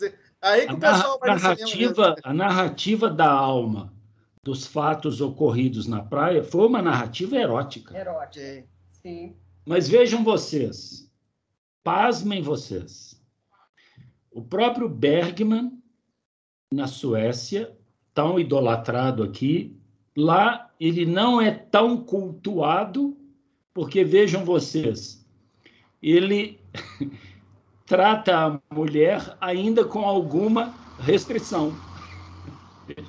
Vejam vocês o nível, né? Bergman, na Suécia, não é tão cultuado, porque mesmo ele trata a mulher com alguma restrição. Então, nós estamos assim, na idade das trevas aqui. Por aí. Ô, professor Calixto, eu vou ter que sair. Eu gostaria de agradecer a oportunidade de revê-los, tá?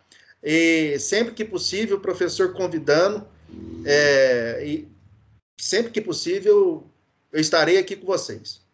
Tá bem? Valdir, eu vou pedir só um minutinho aí. Eu estou vendo que a professora Dani Dinari está conosco aí. Dani, tudo bem? Está me ouvindo? Deixa eu ver se ela está ouvindo.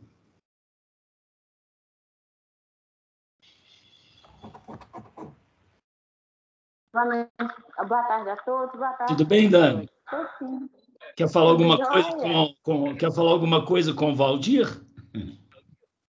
Eu só queria agradecer ao professor Valdir, dizer que é uma imensa satisfação revê-lo, ouvi-lo novamente. A gente não perdeu o contato, né, professor? Claro. E estamos esperando uma oportunidade, quem sabe, de se voltar.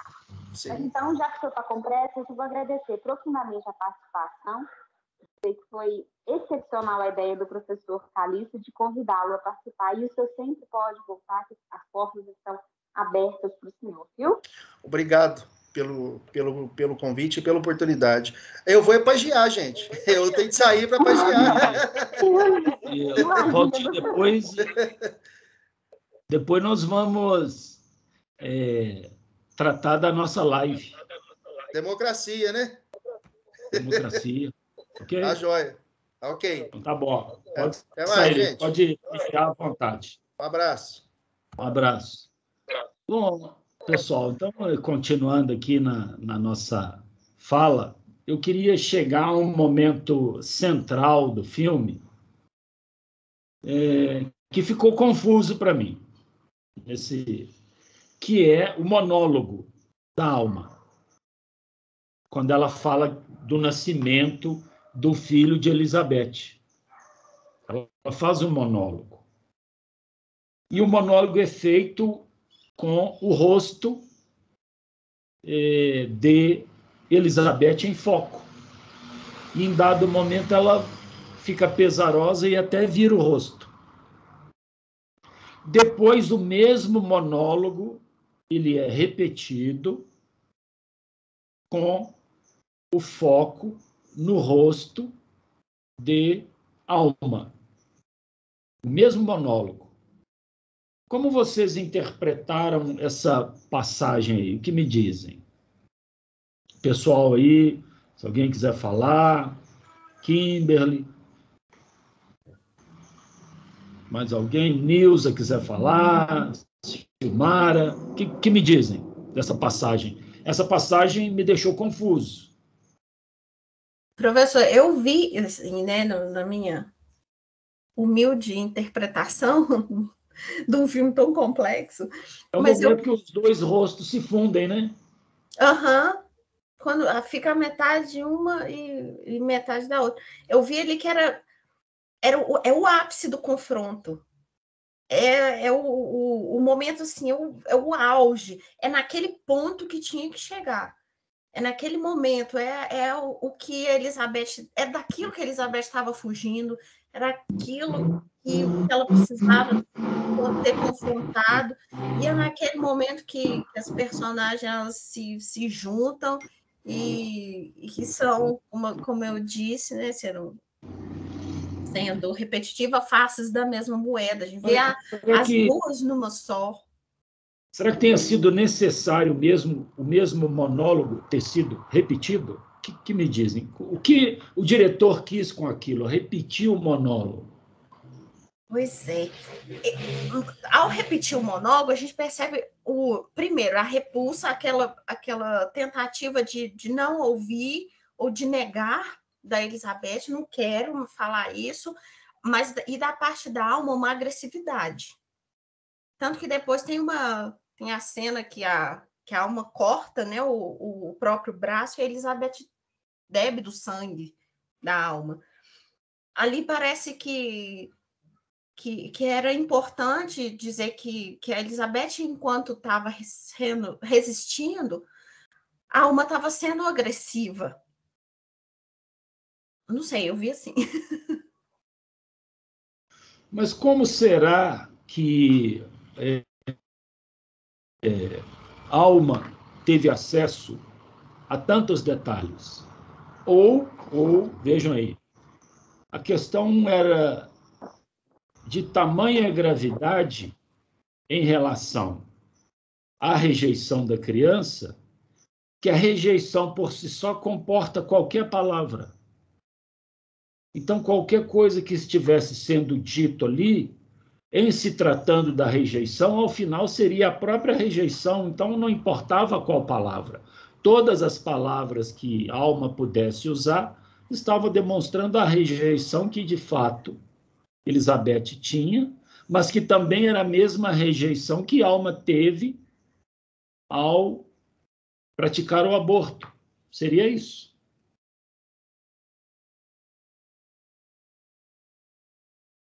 O que me dizem? Ô, Calixto, eu fiquei meio na dúvida, mas me deu a impressão que as duas são a mesma pessoa. Me pareceu isso, principalmente na parte que o marido aparece, aí que a alma fica falando, eu não sou Elizabeth e tudo. E nessa parte também, que houve os dois monólogos, o mesmo monólogo, né, feito, focado no rosto de um e no rosto da outra, me fez pensar nessa questão, que as duas são a mesma pessoa. A tua fala é interessante porque,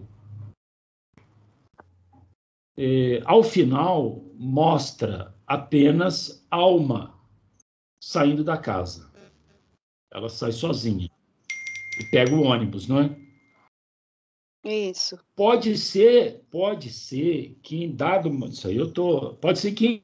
momento Elizabeth já tivesse ido embora, não é? E pode ser então que aí realmente faça sentido que, em função dessa ausência, a Alma estivesse agora delirando, produzindo delírios na ausência de Elizabeth. É uma questão que ficou assim, inalcançável, né? Ficou em aberto essa questão aí. Ficou em aberto. Outra questão que eu gostaria de ver com vocês... Talvez tem alguém querendo falar, não tem não? Olha aí. Quem? Por favor, fica à vontade, quem quer? Não, tem uma mãozinha levantada aí. Não sei quem Silmara. Boa tarde, sou eu, Silmara. O meu comentário é basicamente baseado no da Gabriela, porque nesse momento que tem esse monólogo faz a gente questionar se não seria a mesma pessoa tentando ver aquele episódio de duas formas diferentes. Porque a gente tem de um lado uma pessoa que conseguiu ali interromper a gravidez, mas do outro lado tem uma que não conseguiu. Então, por que não pensar que talvez poderia ter sido um possível futuro se a Alma tivesse levado a gravidez mais à frente? Porque a outra personagem, ela deixou se levar, não era o desejo dela, assim como o da Alma, né? E depois chegou essa rejeição. Então, a gente fica com esse questionamento se não seria só a mesma pessoa com dois personagens diferentes, pensando em qual ela realmente queria estar. Mesmo. Eu vejo que é uma intervenção importante porque nos deixa a todo momento dentro dessa dúvida, né? E na medida em que estamos dentro dessa dúvida, há uma personagem dentro de nós reclamando. Então, nós mesmos somos forçados a criar uma personagem dentro de nós para fazer a interlocução com aquela personagem. Ou, pelo menos, é uma personagem que está querendo sair, né? Romper o nosso silêncio que está nos torturando. Quer falar mais alguma coisa, Silmar? Sim, e ele mostra também que os dois lados têm um lado ruim, porque Elizabeth é uma atriz, então ela estava acostumada a ser ouvida e ela achou o seu ponto de fuga no silêncio, e a Alma vem com o outro lado, que estava acostumada a não ser ouvida e achou o seu ponto de fuga ali em falar muito. Então, traz muito esse paralelo de que não se consegue achar um certo lado perfeito. Ambos que você acha algum problema. A Elizabeth meio que se tornou um problema, né? A vida dela parou, ela acabou. E a Alma, ela se tornou violenta, então ela mudou completamente. Então, ambos trazem uma mudança muito drástica. Exatamente. Cassiane. Professor, muito interessante o que a Silmara falou, até por causa da personagem da Alma. Ela é uma enfermeira, né? A enfermeira, ela é vista como alguém que cuida, como uma pessoa boa, né? Uma pessoa calma, uma pessoa que transmite caridade, etc. E nesse confronto, né, depois de assumir o seu papel ali, de se sentir potência, ela fica violenta. Então, é muito interessante essa questão que a Silmara colocou. Realmente teve aquele choque com a própria personagem, que foi descrita e detalhada de uma maneira, até com a questão das roupas, né, do figurino. Primeiro ela estava com a roupinha, um negocinho, né, de enfermeira e tal, e tinha um tipo de discurso, e depois ela realmente fica com esse outro lado violento. Foi muito interessante isso. Ô, Rosemary. Calixto, olha o que Bergman faz com a cabeça das pessoas.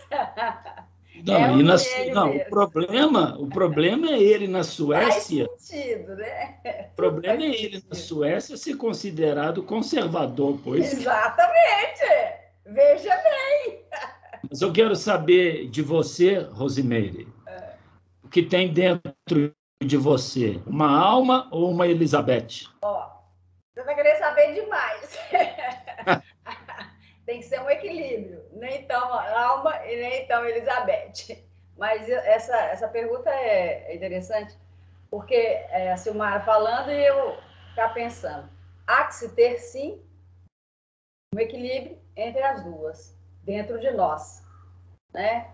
Nem tanto uma alma, nem tanto uma Elizabeth. Por quê? Porque sem equilíbrio... Nem tanto uma falação e nem tanto um silêncio, né? Não, nem tanto um silêncio absurdo e nem tanto um vozerio, certo? Agora, o ponto X é como achar esse equilíbrio, né, Cássia? Vivemos e morremos, acho que tem gente que não acha nunca. Eu estou à procura. O importante é não desistir, viu, Rose? O importante é a caminhada, né? Vamos pôr assim, vamos colocar assim.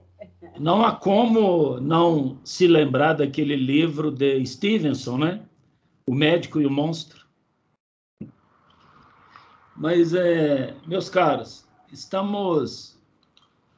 eu só queria que vocês dessem uma conferida, porque parece que Bergman se inspirou para fazer esse filme numa peça de teatro de um autor que ele mencionou que gostava muito. É um autor chamado August Strindberg. August Strindberg, que fez uma peça chamada A Mais Forte. E é uma peça minimalista que fala mais ou menos a mesma coisa. Duas mulheres conversando. Conversando, não. Uma mais em silêncio e a outra falando o tempo todo. Então, parece que ele leu essa peça e se sentiu inspirado para fazer esse filme. A Mais Forte. Depois eu vou mandar essa peça para vocês lá no grupo. Ok?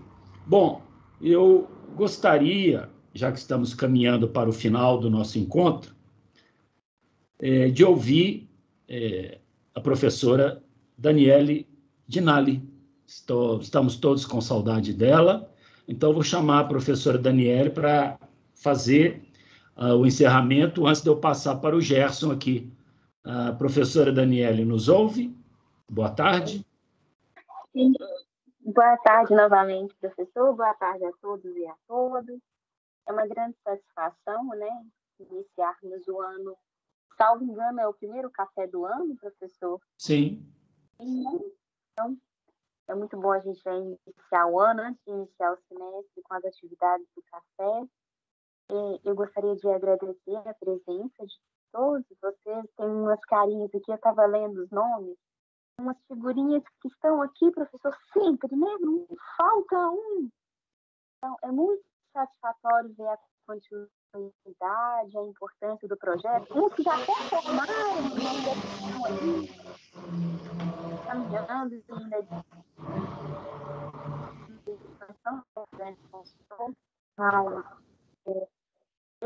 eu prestei atenção nas discussões e é muito interessante tratar da possibilidade de duas personagens serem uma personagem só, porque a gente vive vários papéis na vida, em vários momentos, e as mulheres, a gente tem um histórico de serem conhecidas ou, quando tem algum problema, serem chamadas de loucas. E, às vezes, a loucura que lhe foi aplicada era sempre a revolta pela opressão, que sempre também foi muito forte contra as mulheres. Então, ver um outro lado, uma outra personagem, e até uma autora que eu sou apaixonada, que é a Clarice Lispector, ela fala muito sobre essa possibilidade da loucura, né? Os momentos de loucura. É uma discussão muito interessante a gente pensar, e sempre a figura da mulher é colocada de surto, talvez uma doença, mas que na verdade é um momento de revolta ou revolução, mesmo que seja interna. Eu gostaria de agradecer pela discussão, pela possibilidade de ouvir os alunos, principalmente no sábado. Agradecer a presença de todos e dizer, né, que às vezes as várias facetas ou as várias personagens que a gente encara é uma forma de lutar contra aquilo que a gente passa, né, ou contra toda a opressão que a gente sofre diariamente. Todas as pessoas, as mulheres, os negros, os homossexuais, os quilombolas, os indígenas, pessoas que têm religião, alguma religião que é dita um pouco diferente da religião tradicional, né? O abdida, pode ser até mesmo o evangélico, o bandista, e daí por diante. Espero que o café tenha uma vida muito longa, várias facetas, para que a gente possa discutir e conhecer um pouquinho mais de cada um das facetas e dos personagens que aqui participam dela. Muito obrigada e uma boa tarde a todos. Aí, professora Daniele Dinali, sempre abrilhantando o nosso encontro e fazendo um fechamento especialmente digno. Bom, depois das palavras da professora, eu vou agradecer então aqui Cassiane, já agradeci a professora Daniele, Digmar está chegando, a Fabiana, a Gabriela, participação importante, Gerson, que daqui a pouco vai fazer o encerramento, Kimberly, está meio sumida, Maria Carolina, participação importante, Nilza, ficou caladinha hoje, Rosemary, Silmara, Vanderleia, Vitória. Muito obrigado a participação de todos e no nosso próximo encontro, que vai ser dia 19, né? Espero que possamos estar juntos aqui. Então, meu caro Gerson, você, por favor, faz aquele fechamento para a gente.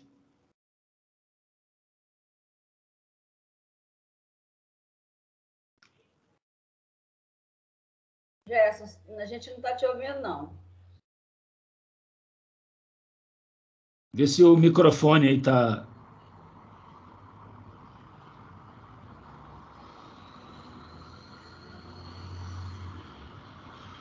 Ainda não, o Gerson.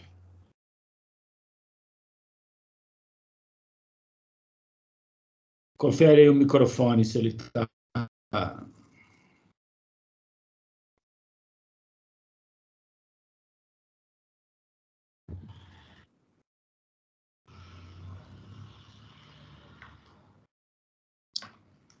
Professor. Pois não. Vou tirar uma foto aqui enquanto o Gerson arruma ali, pode ser? Claro, por favor. Vanderleia, abre a câmera aí, você estava tão bonitinha. Aí, menina. Leia. Quem quiser abrir, né? Claro. Isso. Todo mundo falando X, né? Isso. Está me ouvindo? Agora sim, estamos ouvindo. Vamos ver se eu vou ligar aqui o som aqui, vamos ver se vai continuar, se vai dar certo. Tá? Beleza. Vamos lá. Vê se vai dar certo. Tá me ouvindo? Tá, Gerson. Agora tá Estamos beleza. Então, eu... Só depois vocês vejam aí com o nosso comendador qual foi o motivo da ausência dele, viu? Deve ser justo, deve ser justo. Vamos lá, Gerson.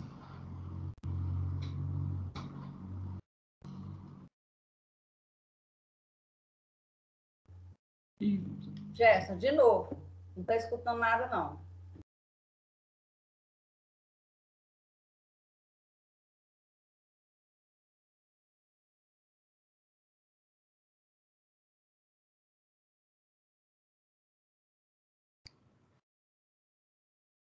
O que você mexeu aquela hora aí que deu certo?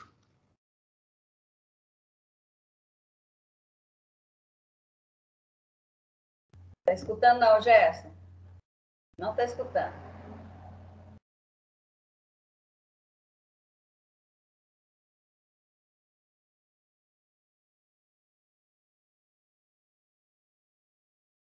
Aquela hora você mexeu aí, mexe de novo no mesmo lugar que deu certo.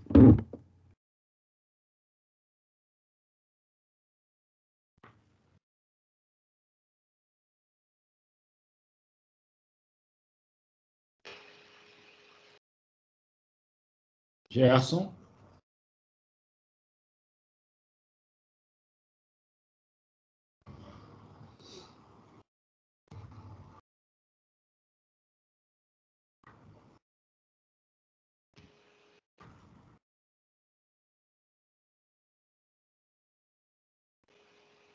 Cassiano. Deve ter um problema. Ah, deu certo. Deu certo agora. Deu. Não, já... Já não deu mais. Já deu mais, não. Ô, Cassiano, eu acho que nós vamos ter que fazer uma dupla, eu e você, tá? Olha lá. Uma dupla, Alma e Elizabeth. Boa, boa. Ih,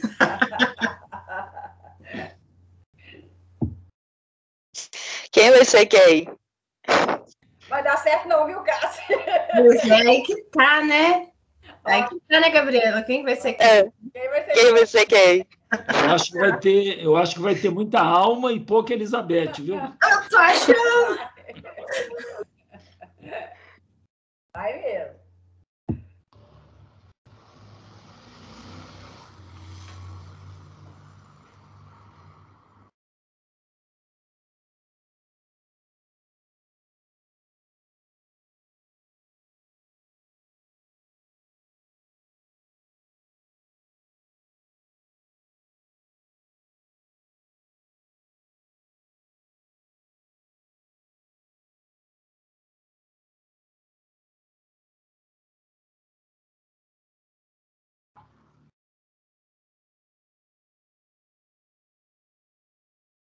Gerson, não deu ainda não, viu? Alô? Faz um teste aí. Tá me ouvindo? Agora tá. Agora tá. Eu tô Vamos lá, esperando. não mexe em nada não, vamos lá. Não mexe mais não, pelo amor de Deus. Vamos lá. Então, vamos ver se vai dar certinho, né? Acho que agora vai dar certo. Eu vou tocar aqui agora. Vocês peço desculpa aí, porque essa questão técnica aqui tem hora que é complicada. Um clássico de Tchaikovsky é o tema do balé O Lago dos Cisnes. É um arranjo do Ray Camp. Então, vamos lá, né? Em trompete.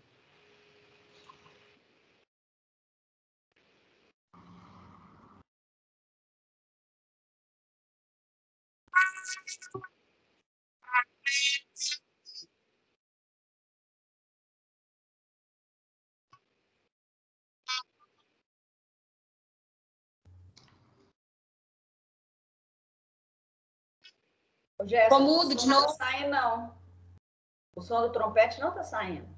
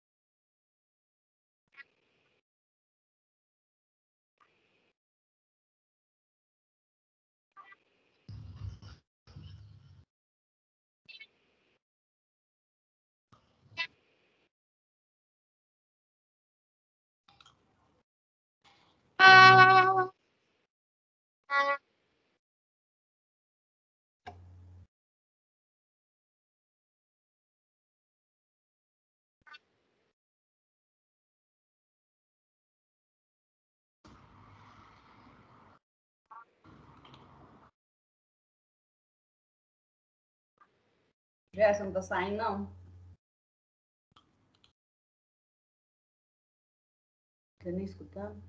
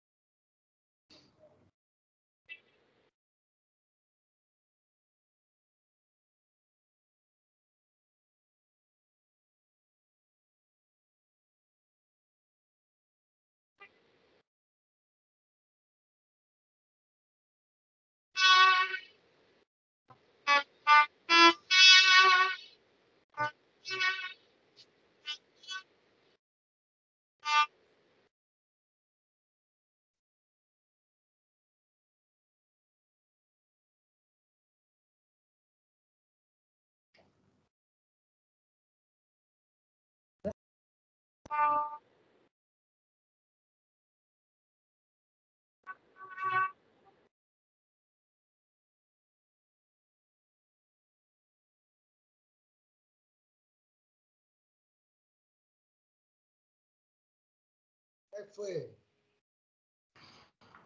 Gerson, nós ouvimos alguma parte e outra parte não, ok? Mas, de qualquer forma, te agradecemos, sim, imensamente, ok? A tua ajuda no nosso grupo ela é imprescindível, tá bom? Muito obrigado de coração. Desculpa, eu vou fazer a gravação e vou mandar para o professor Calixto aí, ele coloca no grupo. Eu vou colocar em MP3. Esses...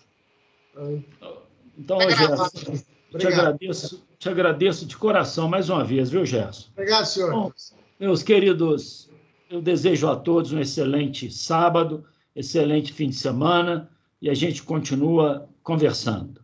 Tá bom? Até o próximo encontro. Até o próximo. Tchau para todo mundo. Tchau, gente. Tchau, boa noite. Final de semana. Tchau para todo mundo aí. Até mais.